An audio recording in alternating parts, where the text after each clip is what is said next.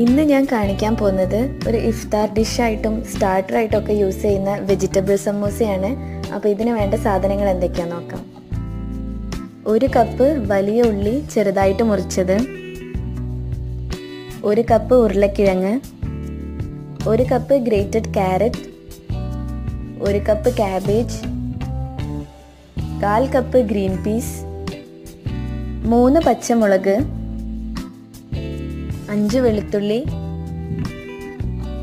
കുറച്ച് മല്ലിയില, 1/4 tablespoon മഞ്ഞൾപ്പൊടി, 1/2 ടേബിൾ സ്പൂൺ ഗരം മസാല,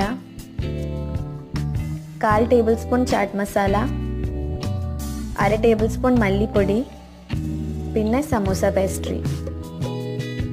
ഇനി സമൂസൻ്റെ ഫില്ലിംഗ് ഉണ്ടാക്കാൻ വേണ്ടിയിട്ട് ഒരു പാൻ അടുപ്പിൽ വെക്കുക. എന്നിട്ട് അത് ചൂടായി വരുമ്പം അതിലേക്ക് 2 ടേബിൾ സ്പൂൺ ഓയിൽ ഒഴിച്ചു കൊടുക്കുക. ഓയിൽ ചൂടായി കഴിഞ്ഞാൽ ഇതിലേക്ക് വെളുത്തുള്ളിയും പച്ചമുളകും ഇട്ടിട്ട് ഒന്ന് സോട്ട് ചെയ്തെടുക്കുക. ഇനി ഇതിലേക്ക് നമ്മൾ മുറിച്ച് വെച്ചിട്ടുള്ള ഉള്ളി ഇട്ട് കൊടുക്കുക. ഉള്ളി ട്രാൻസ്പെറൻ്റ് ആവുന്ന വരെ നല്ലോണം വഴറ്റി കൊടുക്കണം. കുറച്ച് ഉപ്പും കൂടെ ഇട്ടിട്ട് നല്ലോണം ഇളക്കി കൊടുക്കുക.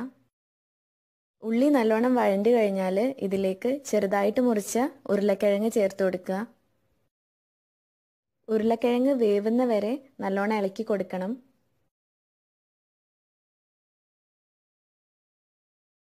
ഇനി ഇതിലേക്ക് ചെറുതായിട്ട് മുറിച്ചിട്ടുള്ള ക്യാബേജും ഗ്രേറ്റ് ചെയ്ത ക്യാരറ്റും ചേർത്ത് കൊടുക്കുക. ഇനി ഇതെല്ലാം കൂടെ നന്നായിട്ട് ഇളക്കി യോജിപ്പിക്കുക. അത് കഴിഞ്ഞിട്ട് ഇതിലേക്ക് ഗ്രീൻ പീസ് ചേർത്ത് കൊടുക്കുക. ഇത് ഞാൻ വേവിച്ച് വെച്ചിട്ടുള്ള ഗ്രീൻ പീസാണ്. ഫ്രോസൺ ആയിട്ടുള്ളതും യൂസ് ചെയ്യാം.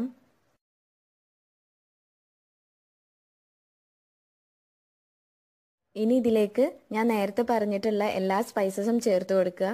ഗരം മസാല, മഞ്ഞൾപ്പൊടി, ചാട്ട് മസാല, മല്ലിപ്പൊടി, ഉപ്പ്. ചാട്ട് മസാല ഇല്ലെങ്കിൽ 1 ടേബിൾ സ്പൂൺ നാരങ്ങനീര് ഒഴിച്ചാലും മതി. ഇനി ഇതിലേക്ക് മല്ലിയില കൂടെ ചേർത്തിട്ട് നന്നായിട്ട് ഇളക്കിയിട്ട് ഫ്ലെയിം ഓഫ് ചെയ്യുക.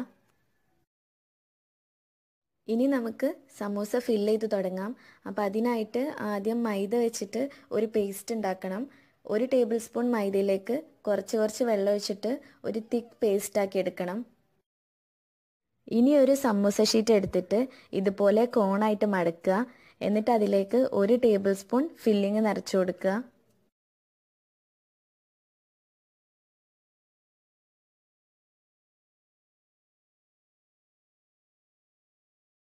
ഇനി ഈ ഷീറ്റ് ഇതുപോലെ മടക്കിയെടുക്കുക. എന്നിട്ട് അവസാനം വരുന്ന ഭാഗം ഈ മൈദൻ്റെ പേസ്റ്റ് വെച്ചിട്ട് ഒട്ടിക്കുക.